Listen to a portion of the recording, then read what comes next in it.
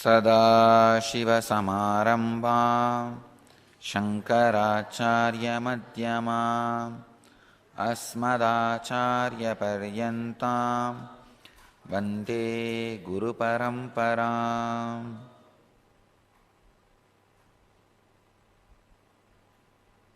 I welcome you all with my love and respects.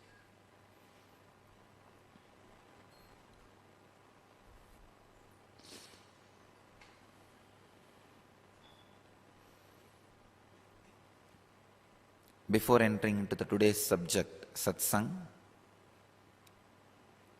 I'll answer the questions related to the last Satsangs, discourses from the Satsang centers.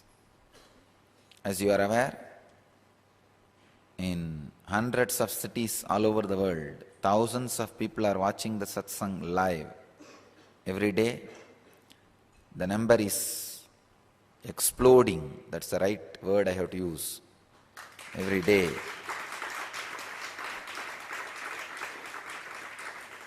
And I really feel as if just now I started my mission.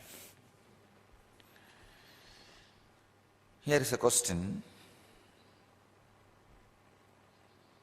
I'm getting a lot of questions. Every day I'll attend and answer at least few. This is the question from Redondo Beach Satsang Center. Redondo Beach Satsang Center from Winnie Ocean. Oh, Beach Satsang Center and Ocean name. Okay. Winnie Ocean from the Redondo Beach Satsang Center. Most beloved Swamiji, within days of finding you on the YouTube, I had a dream about you. You were sitting on my bedside, performing healing on my abdomen, which is the exact place I needed healing. You were wearing your bright saffron robe. I felt a lot of gratitude, but at the same time, I wondered if it was my imagination. The following night, I had a similar dream about you. I know it was not my imagination. I always tell you, the scale to find out whether what you are having is an imagination or a vision. If you see in multicolor, it is vision. If you are able to remember the experience only in black and white, then it is dream. When you say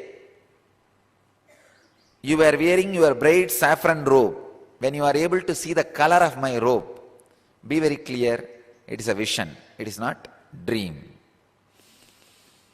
I thought, wow, I did not even ask for a healing and Swamiji is already taking care of me.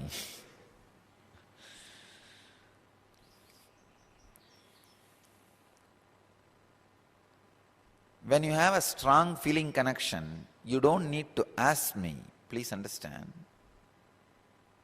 And I don't even need to think I should help you. That's a very beautiful verse by Raman Maharshi on Arunachala.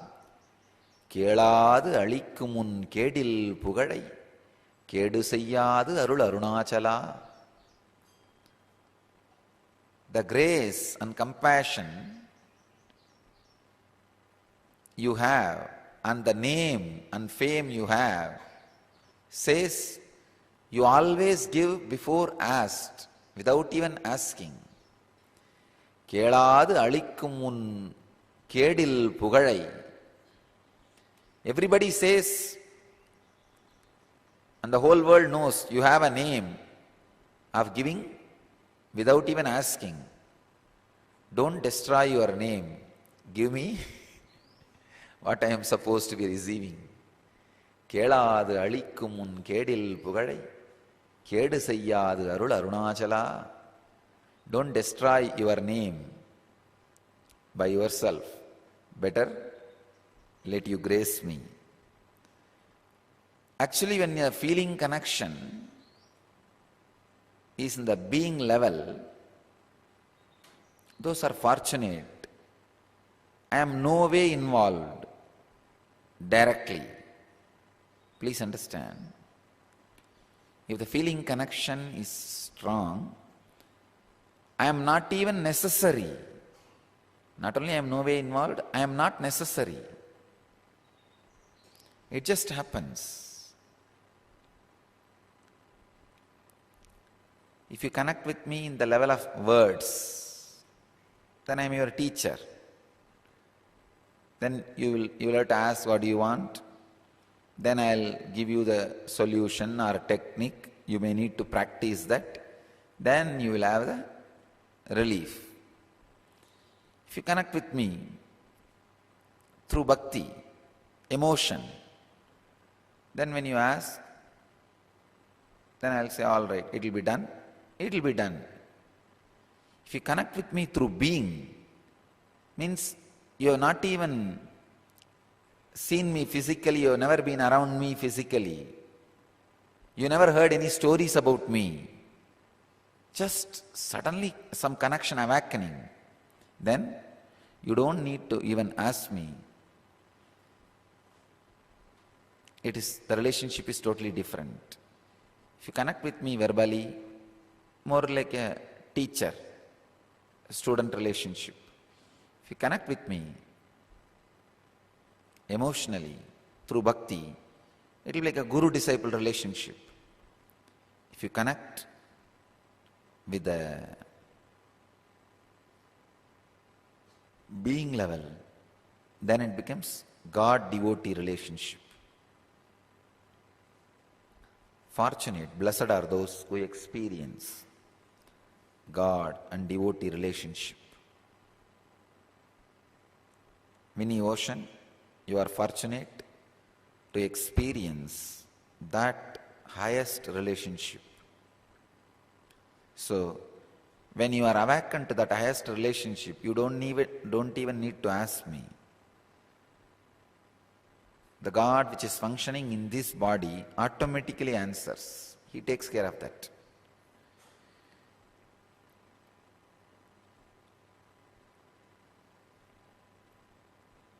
It's like a 3 different department for me. The teacher department, guru department, God department. The God department is always an automated mechanism. And rarely I interfere in that. Mostly I play the game of this guru-disciple mechanism and very less the teacher-student mechanism. The teacher-student mechanism may be 20% of my job, time, and 80% guru-disciple mechanism.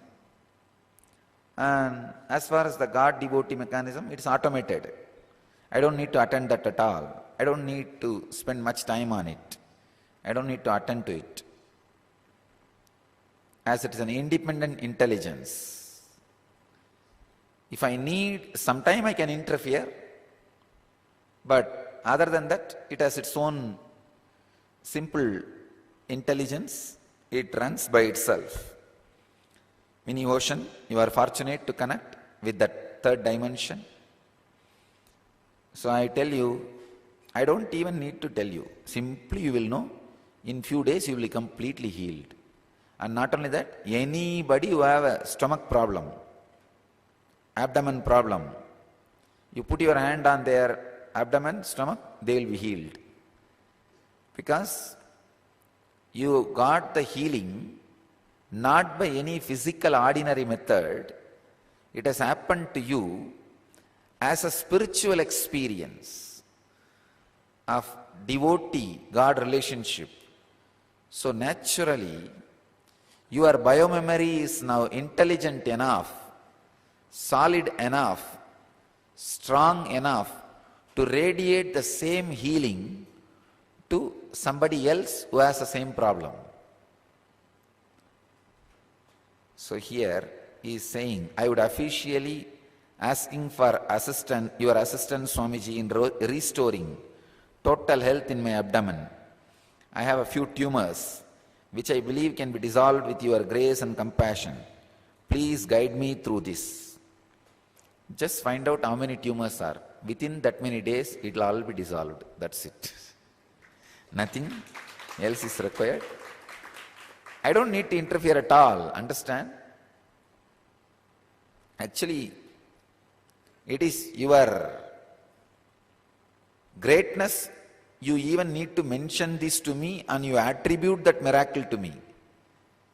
Even if you don't attribute this to me, it will happen on you. You will be healed. But the gratitude which you may experience may make you attribute that towards me. That is different. But even if you don't ask me officially, it will be healed. Anyhow, now because you asked officially, I'll answer you officially. You will be healed within few days.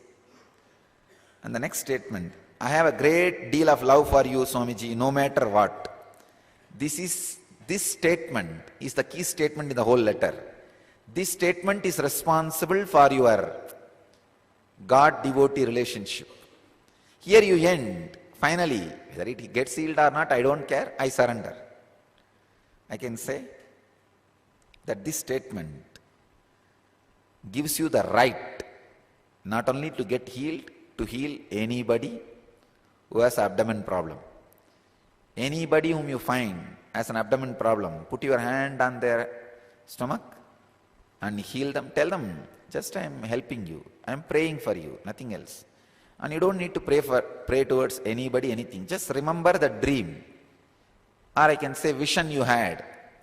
Just remember that vision you had and the mood you felt when you had the vision on your stomach. Just remember that and put your hand on anybody who has abdomen problem. Their abdomen, you will see, they will be healed. Now you will become abdomen specialist.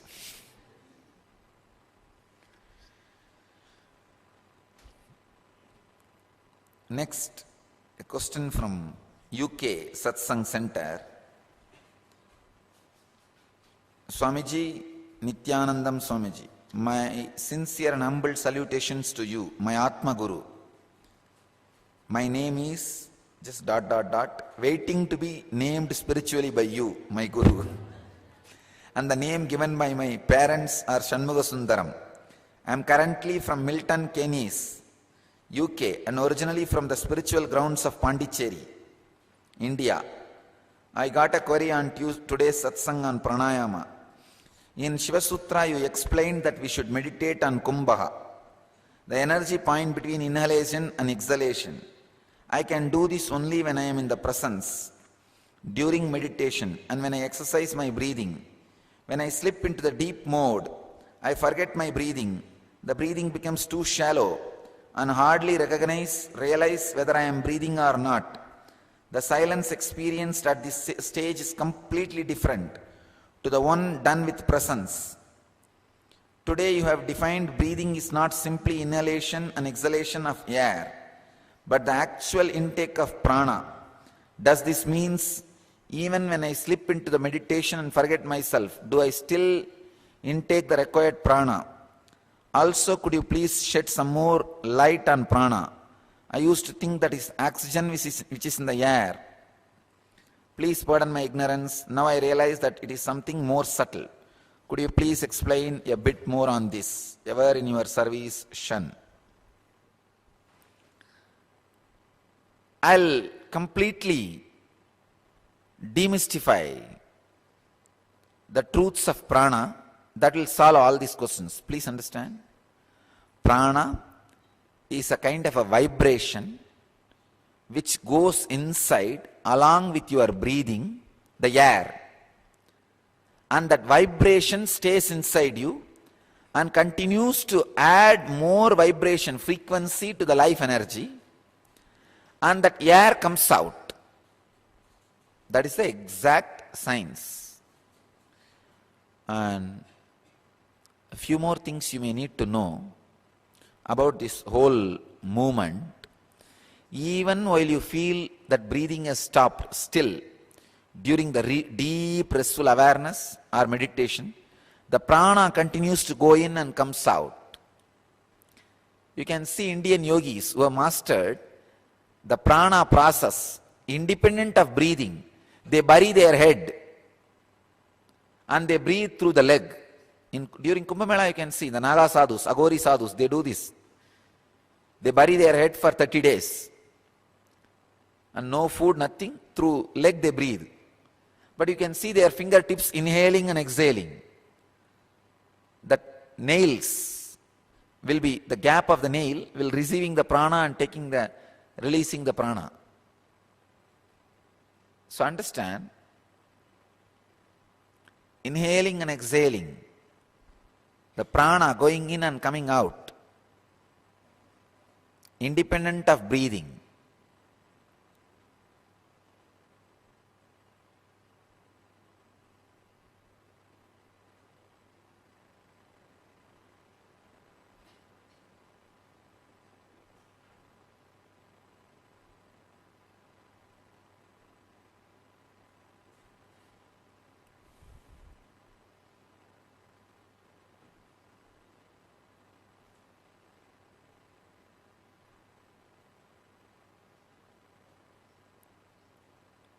I'm trying to get the right word.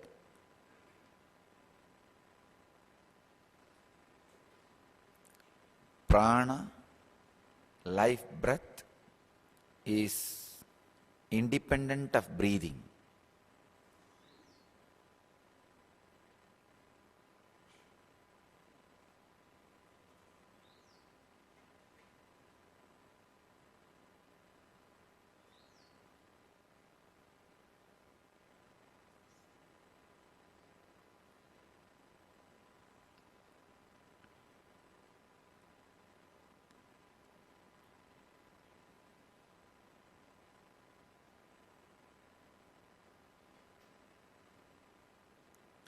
When you forget yourself in the meditation, prana going in and coming out actually increases. Air going in and coming out may reduce, but the prana going in and settling increases. That is the reason meditation rejuvenates you. If meditation is making you tired, understand, you are doing something seriously wrong. It should only rejuvenate you, and it only rejuvenates you. It will only rejuvenate you. So understand, Shanmugasundaram, the prana is independent of breathing.